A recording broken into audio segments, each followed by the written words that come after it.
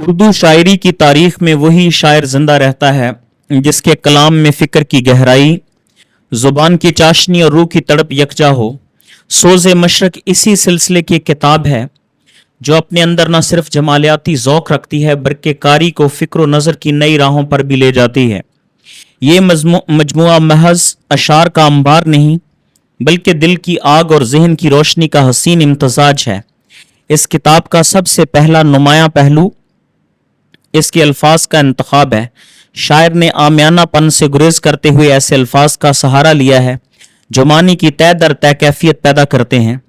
تراکیب میں کلاسیکی اردو کے رنگ بھی ملتے ہیں اور جدید استعاراتی ذوق بھی ملتا ہے۔ الفاظ بوجھل نہیں لگتے بلکہ دل کی دھڑکن کے ساتھ بہتے ہوئے محسوس ہوتے ہیں۔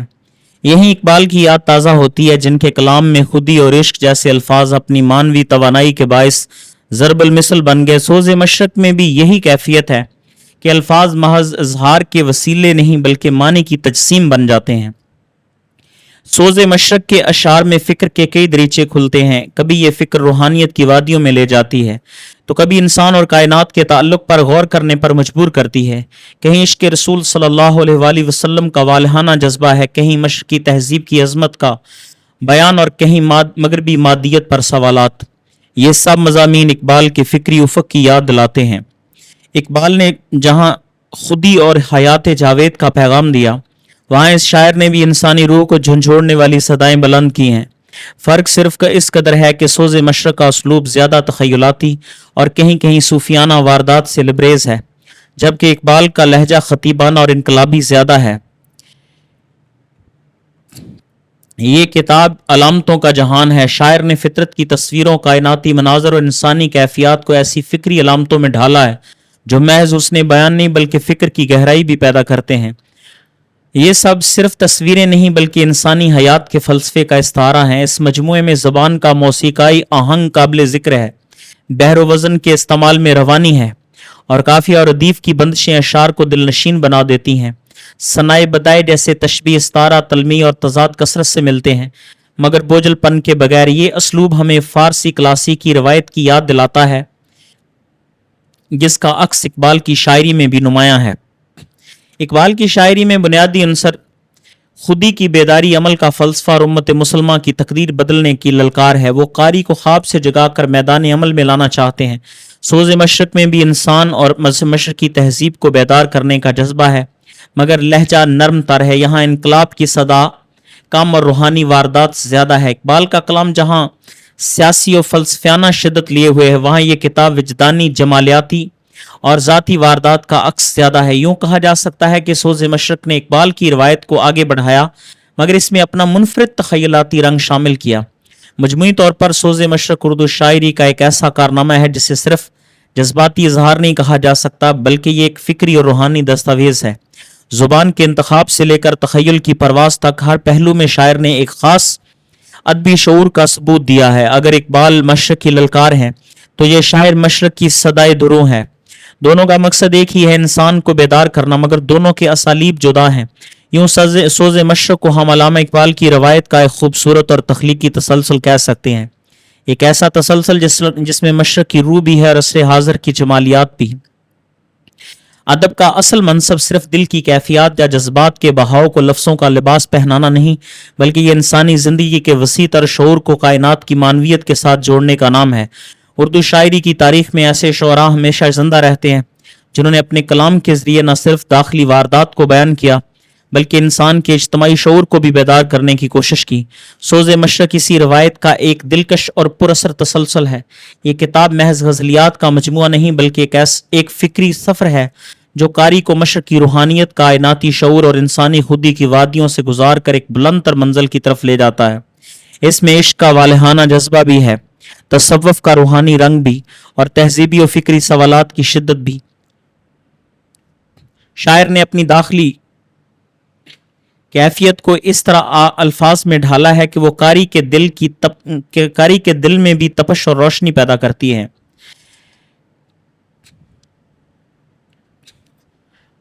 اردو ادب میں اگر کوئی نام سب سے زیادہ فلسفہ، سیاست، عشق اور روحانیت کو یکجا کرنے کا استعارہ ہے تو وہ علامہ اقبال ہیں۔ اقبال کی شاعری نے جس طرح مشرق کو خواب مشرق کو خواب غفلت سے جگایا اور مغربی تہذیب کے مادی غلبے کو للکارا وہ، اور اردو شاعری میں اور اردو شعری روایت میں ایک نئی جہت کا اضافہ کیا،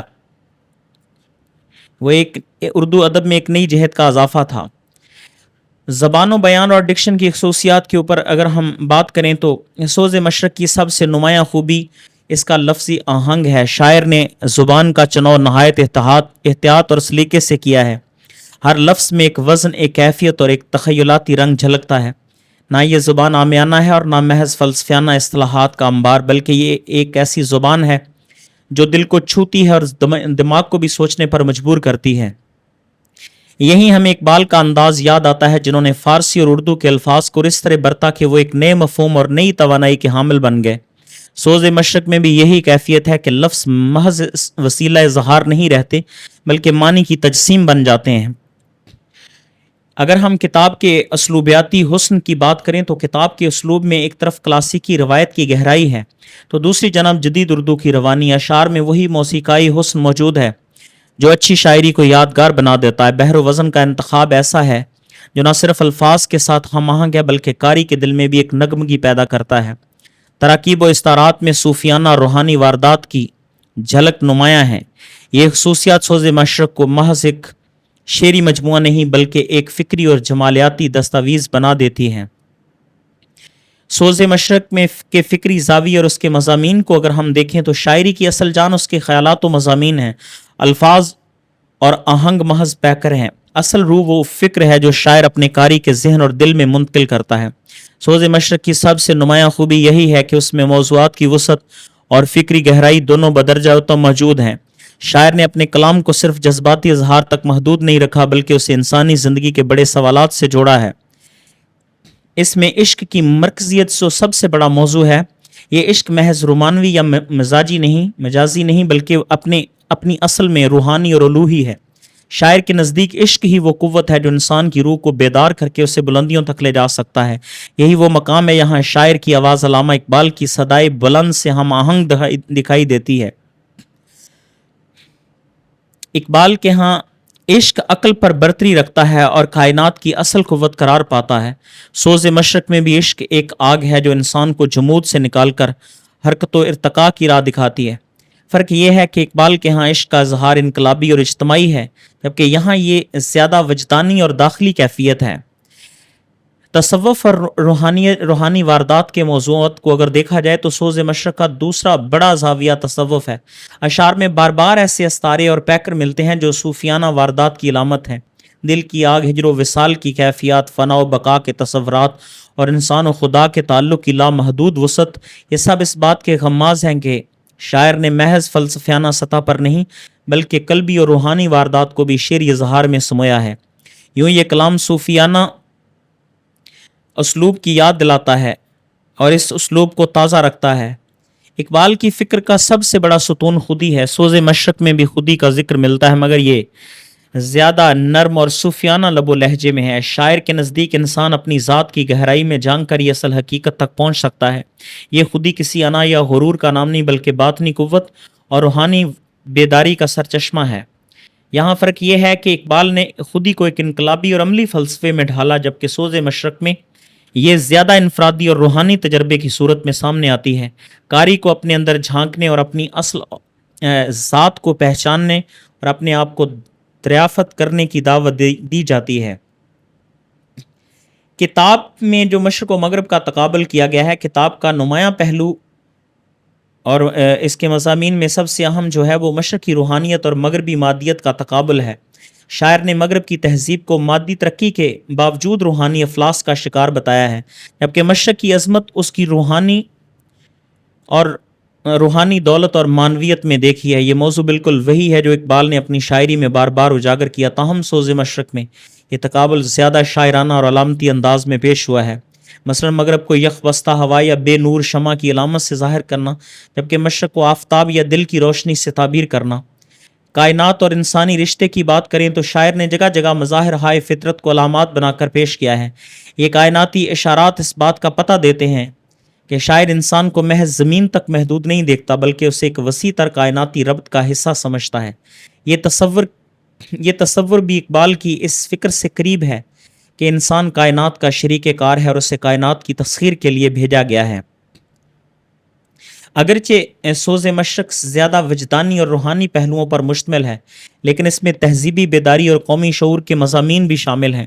شاعر نے قاری کو یہ احساس دلایا ہے کہ مشرق اپنی عظمت کی بازیافت کر سکتا ہے اگر وہ اپنی روحانی بنیادوں کو پہچان لے۔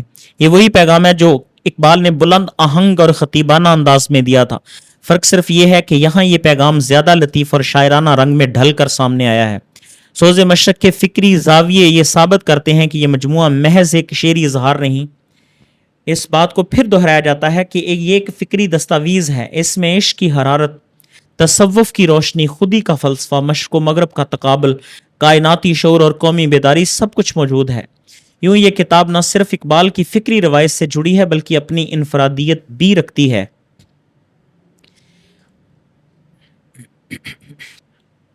شاعری کا حسن محض اس کے مضامین اور افکار سے پیدا نہیں ہوتا، بلکہ اصل تاثیر اس وقت جنم لیتی ہے جب وہ افکار ایک ایسے فنی قالب میں ڈھلتے ہیں جو دل کو چھو لے، کان و میراث کھول دے اور ذہن کو مسخر کر لے۔ سوز مشرق کا تیسرا بڑا وصف اس کا فنی اور اسلوبیاتی حسن ہے۔ اس حصے میں ہم زبان و ڈکشن، ترکیبات، بلاغت اور موسیقائی آہنگ کا تفصیلی جائزہ لیتے ہیں۔ یعنی اب ہم زیادہ لسانیاتی پہلوؤں کی طرف اپنی توجہ مبذول کرتے ہیں تاکہ ہم دیکھیں کہ محمد ایوب صابر نے زبان و بیان میں کون کون سی مہارتیں دکھائی ہیں۔ تو سوز مشرق کی زبان نہایت بلیغ اور تہذیبی شعور سے لبریز ہے۔ شاعر نے عام روزمرہ کے الفاظ کے بجائے ایسے الفاظ برتے ہیں جو معنویت کی کئی پرتیں کھولتے ہیں۔ مثلا سوز، شعلہ، صبح، ستارہ، دریا، افلاک، خودی، وصال اور ہجران جیسے الفاظ محض لغوی معنی نہیں رکھتے بلکہ کائناتی اور روحانی کیفیت کو اجاگر کرتے ہیں۔ اس مجموعے میں شاعر نے تراکیب کو محض زبان کے حسن کے لیے نہیں برتا بلکہ انہیں معنی کی گہرائی بڑھانے کے لیے استعمال کیا ہے۔ مثال کے طور پر خواب غفلت کی زنجیر، روح کا آفتاب، ہجر کا آفتاب، وصل کی صبح جیسی تراکیب نہ صرف ایک تصویری پیکر تراشتی ہیں بلکہ قاری کو ایک خاص ذہنی اور روحانی کیفیت میں داخل کر دیتی ہیں۔ یہ ترکیبی قوت شاعر کی تخلیقی انفرادیت کی دلیل ہے۔ یہاں ہمیں فارسی شعری روایت کا عکس بھی دکھائی دیتا ہے جسے اقبال نے بھی اپنے کلام میں بڑی خوبصورتی سے برتا ہے۔ شاعر نے مختلف بلاغی وسائل کو نہایت مہارت کے ساتھ استعمال کیا ہے، جس میں تشبیہ و استعارہ یعنی کائناتی اشیاء کو انسانی جذبات کی علامت بنایا گیا ہے۔ ستارہ امید کی نشانی ہے، شعلہ عشق کی آگ ہے، دریا ہجر کی وسعت ہے، تضاد یعنی اینٹی تھیسس، وصال و ہجر، نور و ظلمت، صبح و شب کی متضاد تصویریں ایک ساتھ لا کر مانوی کشمکش پیدا کی گئی ہے۔ تلمیح کئی مقامات پر قرآنی و اسلامی اشارے موجود ہیں جو نہ صرف مانوی جہد بڑھاتے ہیں بلکہ شاعر کی روحانی وابستگی کو بھی ظاہر کرتے ہیں۔ بعض اشعار میں مخصوص الفاظ کی تکرار کاری پر وجدانی اثر پیدا کرتی ہے۔ یہ سب محاسن مل کر کلام کو محض خیالات کا اظہار نہیں رہنے دیتے بلکہ ایک شعری واردات میں بدل دیتے ہیں۔ سوز مشرق کی سب سے دلکش فنی خوبی اس کا موسیقائی آہنگ ہے۔ بحر و وزن کے انتخاب میں شاعر نے نہایت سلیقہ دکھایا ہے۔ اشعار پڑھتے وقت ایسا محسوس ہوتا ہے یہ محض الفاظ نہیں بلکہ ایک نغمہ ہے جو دل کے ساز پر بج رہے ہوں۔ کافی اور ردیف کی بندشیں اس آہنگ کو اور زیادہ دلکش بناتی ہیں۔ یہی موسیقائی کیفیت اقبال کی نظم اور غزلوں میں بھی ملتی ہے، مگر سوز مشرق میں یہ زیادہ وجدانی اور روحانی لگتی ہے۔ اگر اقبال کی آواز میدان کارزار کی للکار ہے تو اس میں بھی یہی للکار موجود ہے، اس اسلوبی انفرادیت۔ یہ بات درست ہے کہ سوز مشرق اقبال کی روایت سے جڑا ہوا ہے، مگر اس کا اسلوب اپنی الگ شناخت بھی رکھتا ہے۔ شاعر نے خطیبانہ اور فلسفیانہ زور کے بجائے زیادہ تر وجدانی اور جمالیاتی نرمی کو اختیار کیا ہے۔ اشعار کا بہاؤ نرم، الفاظ شفاف اور تراکیب تخیلاتی ہیں۔ یہی وجہ ہے کہ قاری کو یہ مجموعہ محض ایک فکری خطاب نہیں لگتا بلکہ ایک روحانی سفر معلوم ہوتا ہے۔ فنی اور اسلوبیاتی سطح پر سوز مشرق کے کامیاب شعری تجربہ ہے۔ زبان و ڈکشن کی گہرائی، تراکیب کی معنوی وسعت، بلاغت کے مختلف وسائل کا استعمال اور موسیقائی آہنگ سب مل کر اس کتاب کو ایک ایسا ادبی شاہکار بناتے ہیں جو دل کو چھو بھی لیتا ہے اور ذہن کو جھنجھوڑ بھی دیتا ہے۔ اگر اقبال کی شاعری میں زور خطابت اور فکر کا جلال ہے تو سوز مشرق میں وجدانی نغمگی اور داخلی سوس موجود ہے۔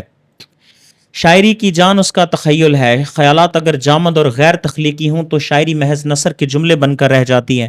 سوز مشرق کا شاعر اس حقیقت سے پوری طرح آگاہ ہے، اس لیے اس نے اپنے اشعار کو براہ راست بیان کرنے کے بجائے انہیں علامتوں، استاروں اور تخیلاتی تصویروں میں ڈھال کر پیش کیا ہے۔ یہی وجہ ہے کہ اس کتاب کا ہر صفحہ کاری کو ایک نئے تخیلاتی جہان میں لے جاتا ہے۔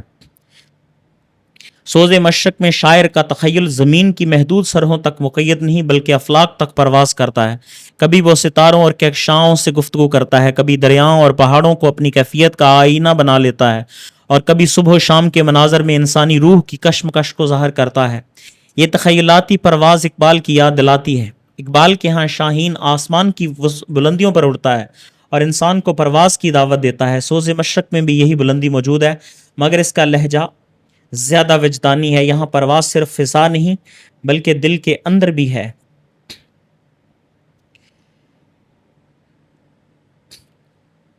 سوز مشرق کی فکری اور فنی جہات کو سمجھنے کے بعد اب یہ سوال سامنے آتا ہے کہ یہ مجموعہ علامہ اقبال کی شعری روایت کے ساتھ کس طرح جڑا ہے اور کہاں اس سے مختلف ہے۔ اقبال اردو شاعری کے محض ایک شاعر نہیں بلکہ ایک عہد ساز، مفکر اور مصلح ہیں، جنہوں نے مشرقی شعور کو بیدار کرنے کا بیڑا اٹھایا۔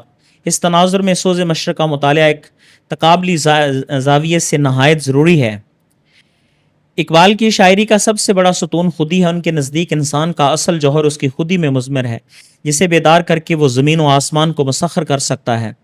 سوز مشرق میں بھی خودی کا تصور موجود ہے، مگر یہ زیادہ صوفیانہ رنگ میں ڈھلا ہوا ہے۔ یہاں خودی انا یا خود مختاری کا نام نہیں بلکہ باطن کی روشنی ہے، ایک روحانی دریافت ہے۔ اقبال کے ہاں عشق خودی کا محرک اور کائنات کی اصل قوت ہے۔ سوز مشرق میں بھی عشق مرکزی حیثیت رکھتا ہے، مگر اس کا لہجہ زیادہ وجدانی اور انفرادی ہے۔ اگر اقبال کا عشق امت کو میدان عمل میں لے جانے کا جذبہ پیدا کرتا ہے، تو یہاں عشق دل کی تنہائیوں میں جلنے والا وہ چراغ ہے جو انسان کو اپنی ذات کے اسرار سے روشناس بناتا ہے۔ اقبال نے مغربی تہذیب کو شدید تنقید کا نشانہ بنایا، کیونکہ ان کے نزدیک مغرب نے مادیت کو سب کچھ سمجھ لیا اور روحانیت کو فراموش کر دیا۔ سوز مشرق بھی یہی پیغام دیتا ہے، مگر انداز مختلف ہے۔ اقبال کی تنقید تیز اور خطیبانہ ہے، وہ مغرب کو براہ راست چیلنج کرتے ہیں۔ سوز مشرق میں مغرب زیادہ علامتوں اور شعری تصویروں کے ذریعے سامنے آتا ہے۔ مغرب کبھی سرد ہوا ہے، کبھی بے نور شمع اور کبھی خواب غفلت کی فضا۔ مشرق کو شاعر نے دل کی روشنی، روح کا آفتاب اور ایمان کی حرارت کے طور پر پیش کیا ہے۔ یہاں ایک بڑا فرق سامنے آتا ہے۔ اقبال کی شاعری کی جہت زیادہ تر اجتماعی ہے۔ وہ امت مسلمان کو بیدار کرنے کی للکار دیتے ہیں، فرد کو قوم کے ساتھ جوڑتے ہیں اور تاریخ کے دھارے کو بدلنے کا خواب دکھا دیتے ہیں۔ سوز مشرق کی آواز زیادہ تر انفرادی اور وجدانی ہے۔ یہ قاری کو اندر کی طرف لے جاتی ہے، دل کے آنگن میں جھانکنے اور روح کے راز دریافت کرنے کی دعوت دیتی ہے۔ بات یہ نہیں ہے کہ ان کے اندر اجتماعیت کے مضامین نہیں ہیں، اجتماعیت کے مضامین موجود ہیں، لیکن ان کا دائرہ کار، ان کی وسعت اور ان کی شدت اقبال سے بہت کم تر ہے۔ تو اقبال کا ایک نظام ہے، تو یہ اختصار میں بھی ہے۔ تو یہ اس وجہ سے ہم نے کہا کہ سوز مشرق کی آواز زیادہ تر انفرادی اور وجدانی ہے۔ یہ قاری کو اندر کی طرف لے جاتی ہے، یہ دل کے آنگن میں جھانکنے اور روح کے راز دریافت کرنے کی دعوت دیتی ہے۔ اور آخر میں دونوں شاعروں کا مقصد ایک ہے، انسان کو غفلت اور جمود سے نکالنا، اسے بلندیوں کی طرف لے جانا۔ فرق صرف طریقہ کار اور اسلوب کا ہے۔ اقبال فرد کو قوم کے ساتھ جوڑ کر اجتماعی انقلاب کی طرف لے جاتے ہیں۔ سوز مشرق میں بھی یہی آواز ہے، لیکن اس کا یعنی کہ کتابی شکل میں یا الفاظ کی شکل میں یا مجموعے کے لحاظ سے ان کا والیوم جو ہے وہ کم ہے، اس لیے اقبال اس میں زیادہ وسیع تر دکھائی دیتے ہیں۔ تو یہ تو بات ہی نہیں ہے کہ اقبال کے موازنہ ہم ان کے ساتھ اس طرح نہیں کر رہے۔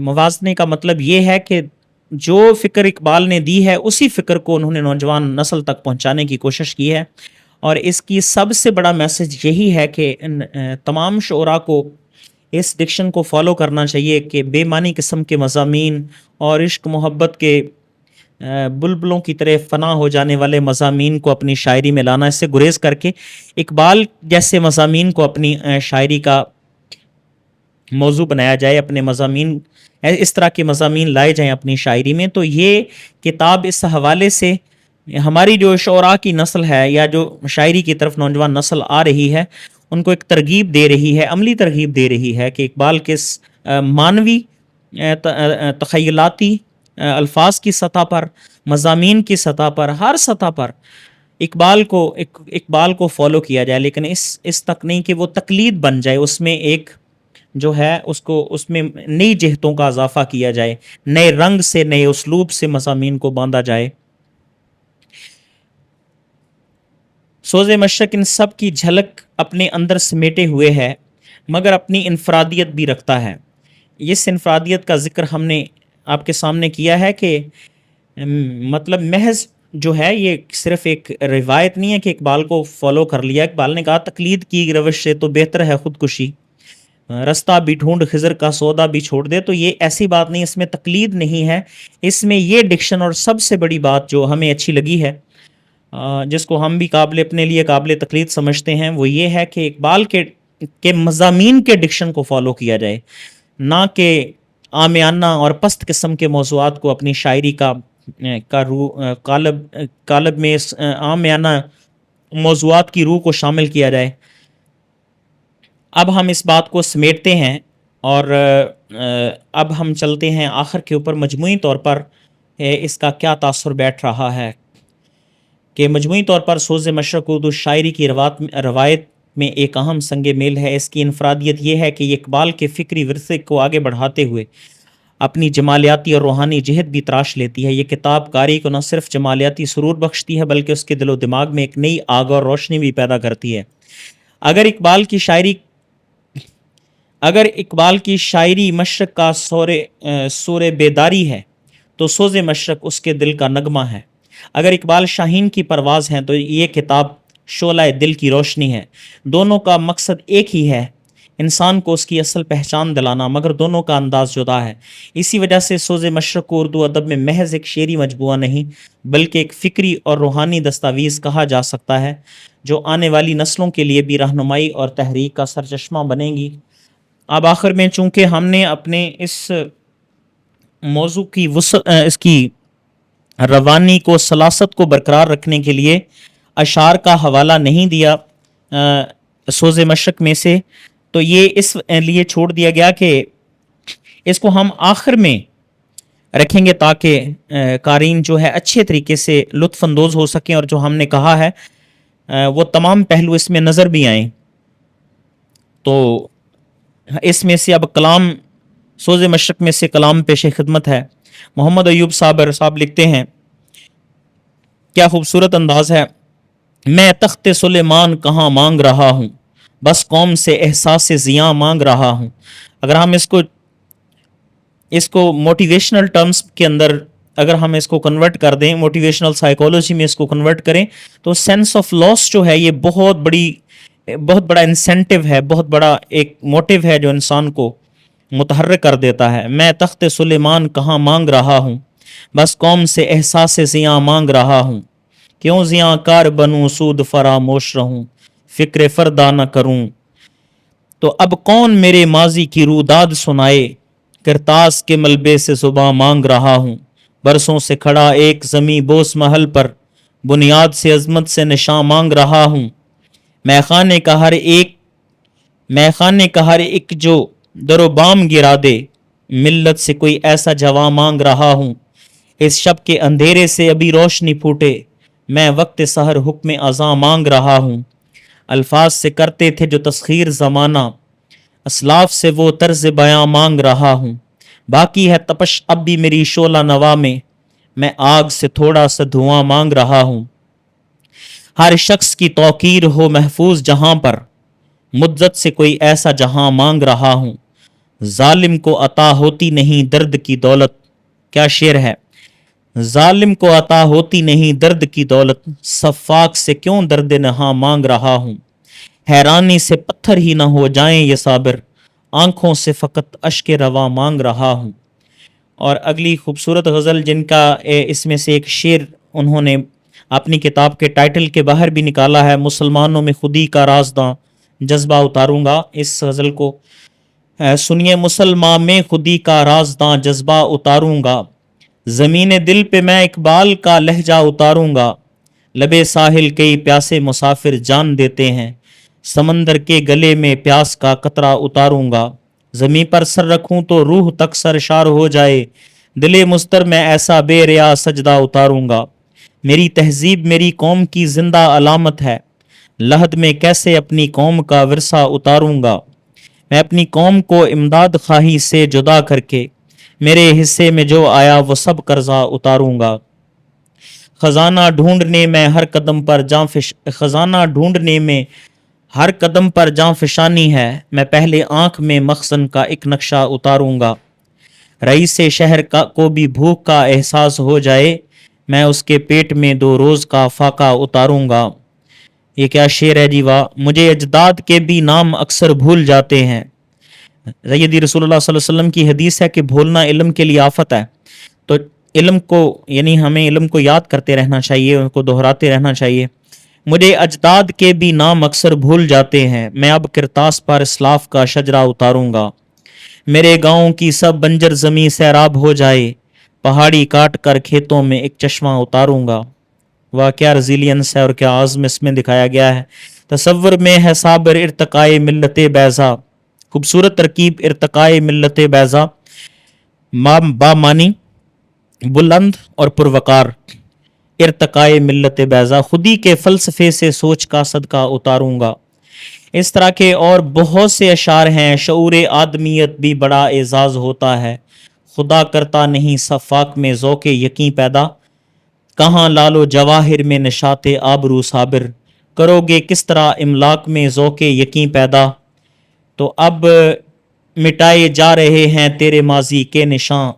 इज्तमाइयत की जो बात हमने की थी, जो हम कह रहे थे कि इकबाल जितना मतलब की वसत के साथ नहीं है, इकबाल जितना वॉल्यूम नहीं है, लेकिन वो मज़ामीन मौजूद ज़रूर हैं। तो उम्मीद है कि अब वो इन मज़ामीन को बहुत आगे बढ़ाएंगे और इस पर काम करेंगे। अब मिटाए जा रहे हैं तेरे माजी के निशान, ये है तेरी दास्तां ए मुस्लिम ख्वाबीदा उठ। तू बड़ा मदहोश था रक्सो सुरूरो जाम में, लुट गया है कारवां ए मुस्लिम ख्वाबीदा उठ। रात साबिर कट गई तारे सिमट के रह गए, हो गया वक्ते अज़ां ए मुस्लिम ख्वाबीदा उठ। इज्तमाई दर्द गमों की जद में है हर एक दियारे उम्मते अफजल। उम्मते अफजल खूबसूरत पुरवकार तरकीब है उम्मते अफजल। कहाँ खोए हैं सारे गम गुसारे उम्मते अफजल। बल्कि ये अरबी के दोनों अल्फाज हैं, तो क्या खूबसूरत तरकीब मिलाई है, इजाफत है। दियारे उम्मते अफजल, कहाँ खोए हैं सारे गम गुसारे उम्मते अफजल। और इसके बाद शेर देखिए, जो रिश्ते तोड़ लेते हैं सफीने बादबानों से, वही गरकाब होते हैं तला तुम खेज रस्ते पर। व्यवस्था रह शजर से उम्मीद बहार रख, ये आपको नजर आ रहा है। नए अंदाज की महफिल में जिस्मो जान थरकते हैं, ये नस्लें नौ निकल आई कयामत खेज रस्ते पर। इकबाल को भी यही था। गली कूचों में बिखरी हैं मेरी इकदार की कलियां, ये किसने तोड़ कर फेंके गुले नौखेज रस्ते पर। क्या बात है, बहुत खूब शेर है। और इस तरह के बहुत से अशार इनके यहाँ मिलते हैं। आप देखें कि ये कितना ज़बरदस्त किस्म का, यानी शेर के अंदर जो तासीर है, अगर आप इस शेर को अगर आप कलाम इकबाल के अंदर बिखेर दें तो आपको मुश्किल हो जाएगा। जो बंदा ज़्यादा कलाम इकबाल से वाकिफ़ नहीं है तो वो कहेगा ये भी इकबाल का शेर है। ये लम्हों में हर एक अपना मुखालिफ ज़ेर करता है, शिकारी की नज़र शाहीन की रफ्तार है मोमिन। और पाकिस्तान एयरफोर्स के ऊपर तो ये क्या ही बात है, पाकिस्तान के फाइटर पायलट्स के ऊपर ये शेर ज़बरदस्त तरीके से, अभी जो जिन्होंने J-10 से इंडियन एयरक्राफ्ट को ज़मी बोस किया था, तो ये शेर उनको उनकी बिल्कुल जो उनको उनकी नुमाइंदगी करता हुआ नज़र आता है। ये लम्हों में हर एक अपना मुखालिफ ज़ेर करता है, शिकारी की नज़र शाहीन की रफ्तार है मोमिन।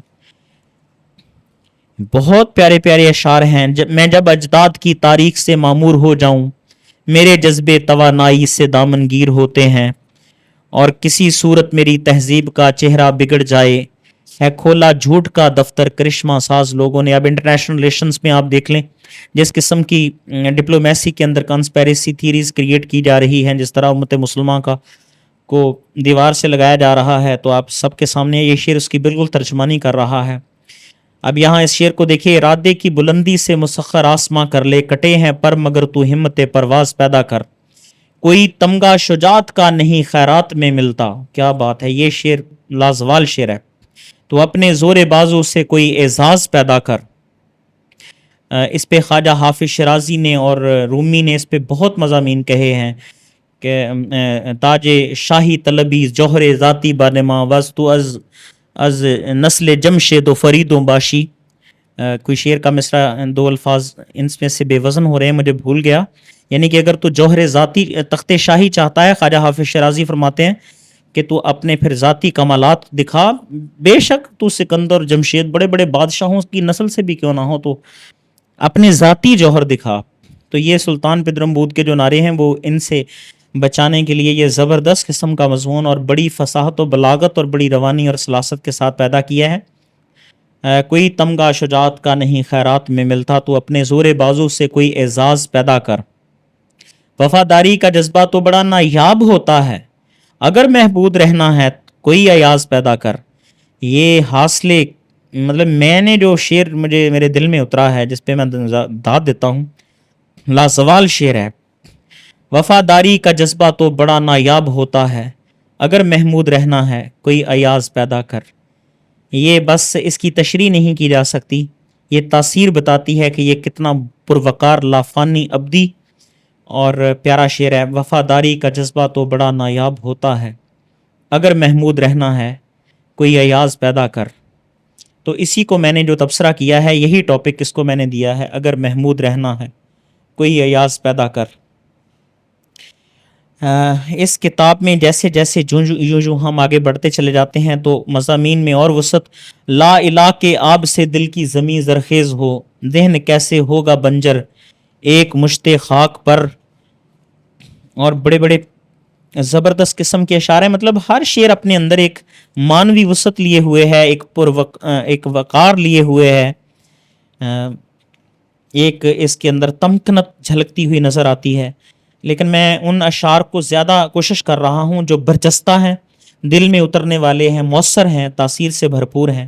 ناپید ہے ملت میں وہ فولاد کی طاقت, تنکوں کی طرح بکھری ہے افراد کی طاقت. ہمت سے نکل آئے پہاڑوں میں بھی رستہ, تیشے سے ذرا پوچھ لے فرہاد کی طاقت. جو قوم کئی نسلوں سے محکوم ہے صابر, وہ بھول گئی خطۂ آزاد کی طاقت. ہاں میں بحر میں اور طرف چلا گیا تھا. ناپید ہے ملت میں وہ فولاد کی طاقت, تنکوں کی طرح بکھری ہے افراد کی طاقت. پھر کون کرے اس کی عمارت پہ بھروسہ. کیا شعر ہے, کمال شعر ہے جی. کرتا ہے فراموش جو بنیاد کی طاقت.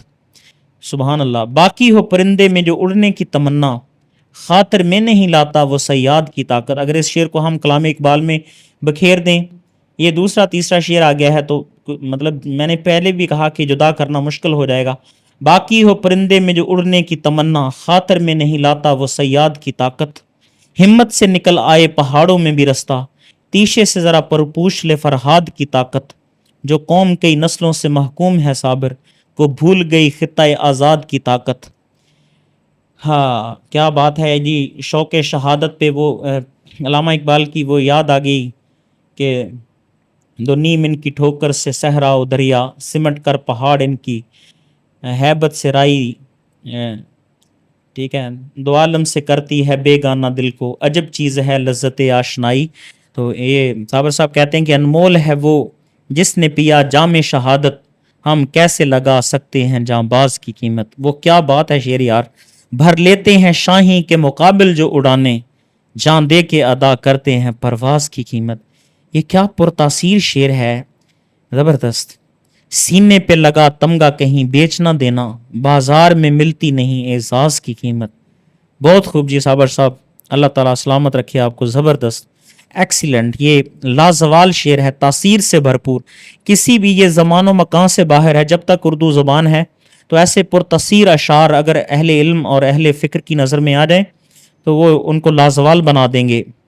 ان کے سینوں میں یہ سینہ بسینہ آگے پھر نسلوں میں چلیں گے. سینے پہ لگا تمغہ کسی کہیں بیچ نہ دینا، بازار میں ملتی نہیں اعزاز کی قیمت. تو بہت خوب جی، ماشاءاللہ قابل تحسین ہے. اللہ تعالیٰ آپ کی عمر میں اور صحت میں برکت عطا فرمائے. مجھے سب سے زیادہ خوشی اس بات کی ہے کہ آپ نے یہ زبردست ڈکشن شاعروں کو دیا ہے. ایک جو آپ نے